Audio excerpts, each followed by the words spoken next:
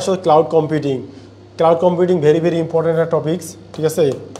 Cloud computing একটা very important topics, ঠিক আছে। এটা পরীক্ষা আসার পসিবিলিটি অনেক বেশি। এখন ক্লাউড কম্পিউটিং কি? ক্লাউড কম্পিউটিং মূলত একটা সেবা বা পরিষেবা বলা যায়, যেখানে একজন ব্যবহারকারী তার চাহিদা অনুযায়ী, ঠিক আছে, এই পরিষেবাটা গ্রহণ করতে পারবে।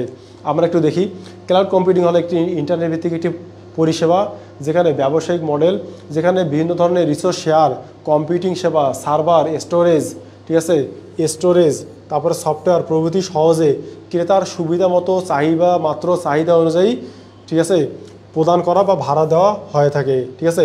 ক্লাউড কম্পিউটিংগুলো দেখবা যে AWS আছে, অ্যাজুর আছে, গুগল ক্লাউড, ড্রপবক্স আছে, এগুলো আছে ক্লাউড কম্পিউটিং উদাহরণ, ঠিক আছে। ক্লাউড কম্পিউটিং মডেলটা একটু দেখে নিবা, ঠিক আছে। মডেল হচ্ছে 3 ধরনের হয়ে থাকে: অবকাঠামো, প্ল্যাটফর্ম ভিত্তিক, সফটওয়্যার ভিত্তিক। অবকাঠামো বলতে আমরা ধরো কম্পিউটার যে হার্ডওয়্যারগুলো শেয়ার করতেছে, তারপরে প্ল্যাটফর্ম ভিত্তিক হতে পারে, যেমন ফেসবুক, অনেকগুলো প্ল্যাটফর্ম আছে, অনলাইন প্ল্যাটফর্ম আছে যেগুলো আমরা শেয়ার করতে পারি, ঠিক আছে।